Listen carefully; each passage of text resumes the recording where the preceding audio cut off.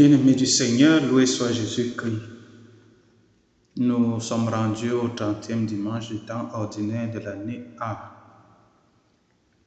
Et l'Église nous propose de méditer les textes du livre de l'Exode au chapitre 22, des versets 20 à 26, le psaume 17, la première lettre aux Thessaloniciens au premier chapitre, versets 5 à 10, et l'Évangile de Matthieu, tiré au chapitre 22, des versets 34 à 40.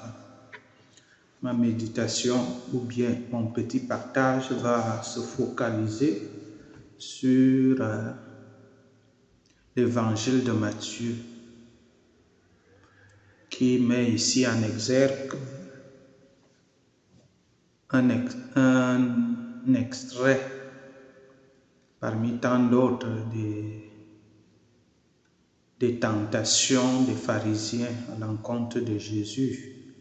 Et ici, l'Évangile souligne le fait qu'ils avaient appris que Jésus a fermé la bouche à certains de ses contradicteurs. Alors, ils viennent un peu à renfort pour se mesurer à lui et lui posent un problème de connaissance des lois.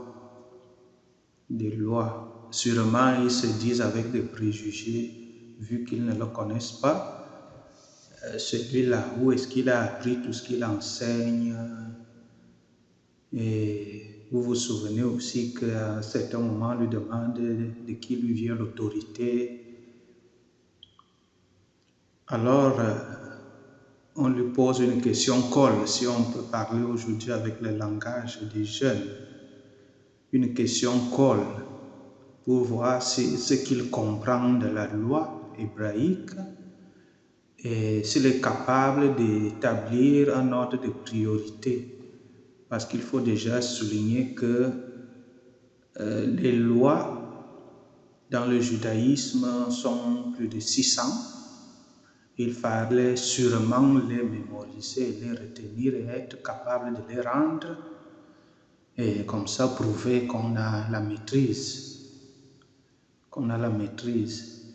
Mais le problème n'est pas au niveau de la maîtrise, parce qu'il paraît quand on lit le texte, c'est au niveau de la maîtrise de la priorité et le cœur de la loi.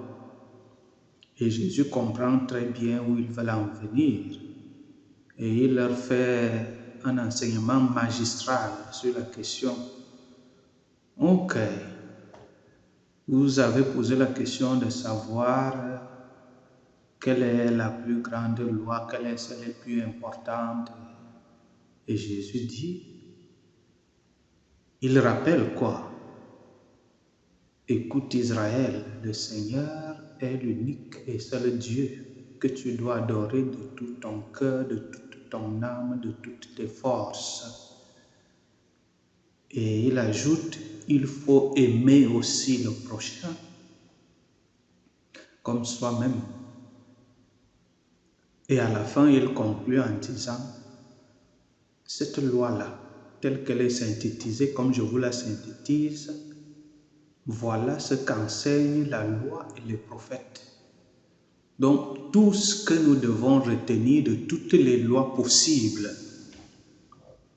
nous pouvons les résumer à la loi de l'amour. Aimer Dieu et aimer son prochain. Et ce n'est pas que cet enseignement, si on le reprend de génération en génération, soit, comme on pourrait le penser, difficile à retenir.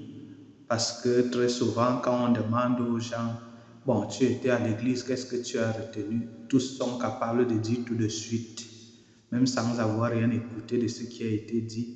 On a dit qu'il faut aimer Dieu, il faut aimer son prochain. Effectivement, cette réponse-là est une clé passe-partout. Si du moins on est capable vraiment de l'assumer. Mais ce qui m'intéresse pour ce dimanche, c'est l'utilisation que la loi d'aimer Dieu comporte.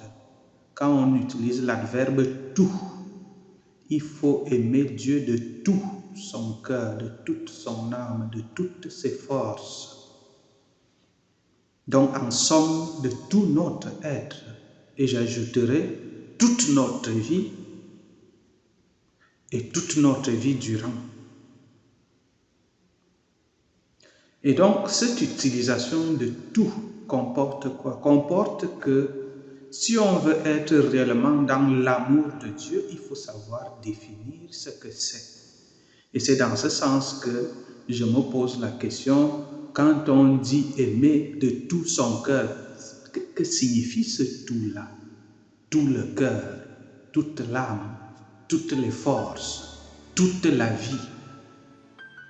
Cela signifie quoi? Parce qu'il faut éclairer à cet endroit-là pour qu'on comprenne réellement de quoi il s'agit.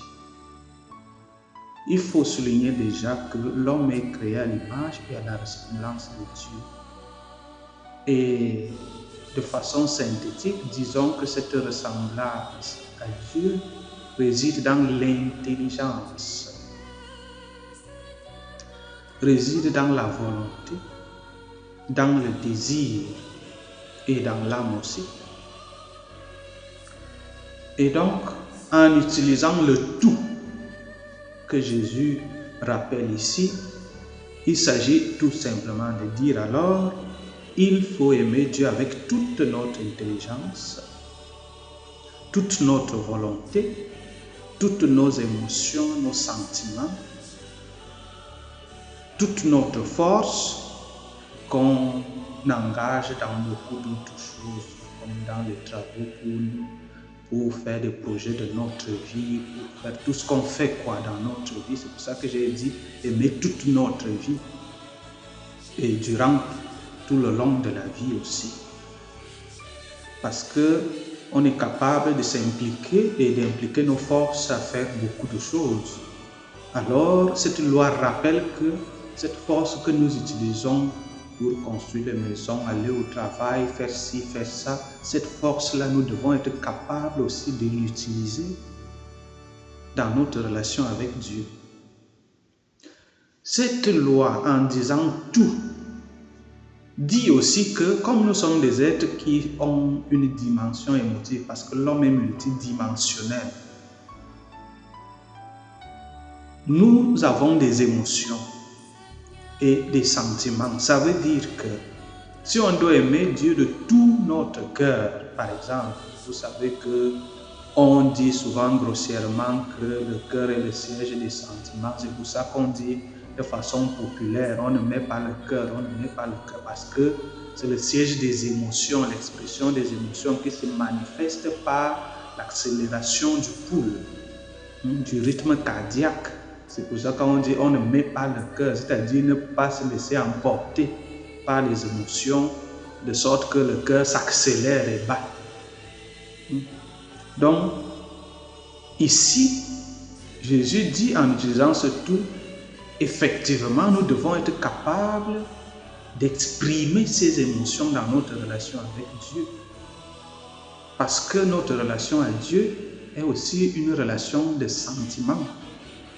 Même si l'être humain éprouve des difficultés à exprimer cette dimension émotive face à l'invisible, parce que des problèmes que nous souffrons dans notre relation avec Dieu, il y a celle-là. Parce que si on peut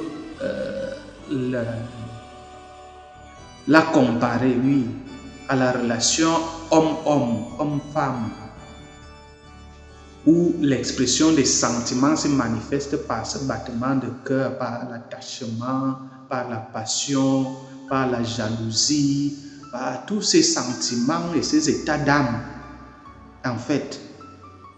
Donc, en disant tout là, c'est effectivement, il faut mettre le cœur dans l'affaire de Dieu. Il faut être passionné. Il faut que notre cœur batte pour la cause du Christ, pour la cause de l'Église, pour la cause de l'amour, pour la cause de la justice, pour la cause de tout ce qui sert à rendre gloire à Dieu. Il faut que notre cœur batte pour cela. Il faut que notre intelligence soit mise au service des affaires de Dieu. Il faut que nous passions le temps à penser Dieu. Penser Dieu ne veut pas dire seulement rester dans l'église toute la journée. Non. Même dans ma vie quotidienne, dans tout ce que je fais, je peux le faire manifestant en même temps la gloire de Dieu. Parce que je le fais au nom de la foi et de ma relation à Dieu. Alors ce que je fais, je le fais glorifiant Dieu parce que je le fais bien.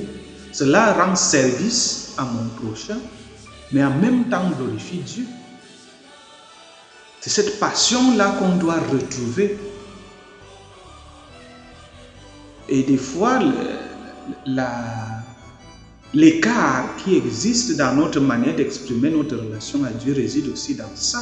Parce qu'on veut opérer cette distinction entre ma relation à Dieu et ma relation avec ma vie quotidienne, avec l'altérité, avec tout ce que je fais, en pensant que je vais exprimer mon intelligence, ma volonté, mon désir à Dieu de façon particulière, dans une circonstance particulière, qui est celle de la prière, l'occasion de la prière, ou bien l'occasion d'une célébration communautaire. Non, c'est ma vie, de tout mon cœur, de toute mon âme. L'âme est le souffle, mon souffle de vie. Est-ce que je respire Dieu? Est-ce que je me rends d'ailleurs compte que ce souffle est un don de Dieu? C'est un don de Dieu. Et donc il est très normal qu'on ait découvert très tôt qu'il faut rendre ce souffle à Dieu. Et donc, je pense, pour ne pas allonger l'approfondissement de ce thème de l'amour, la seule loi pour laquelle nous serons d'ailleurs jugés, la loi de l'amour, aimer Dieu, aimer son prochain, que Jésus a manifesté merveilleusement dans le signe de la croix. Le signe de la croix, ce signe de la croix, la verticalité et l'horizontalité. La relation avec Dieu et la relation avec le prochain.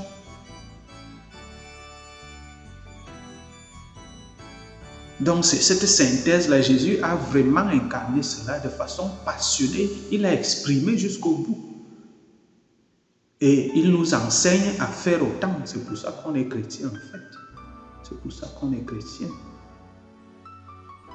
Et donc, je pense désormais, quand vous dites j'aime Dieu, vous saurez à quoi vous en tenir désormais. Est-ce que réellement vous l'aimez de tout votre cœur, de toute votre âme, de toutes vos forces, toute votre vie?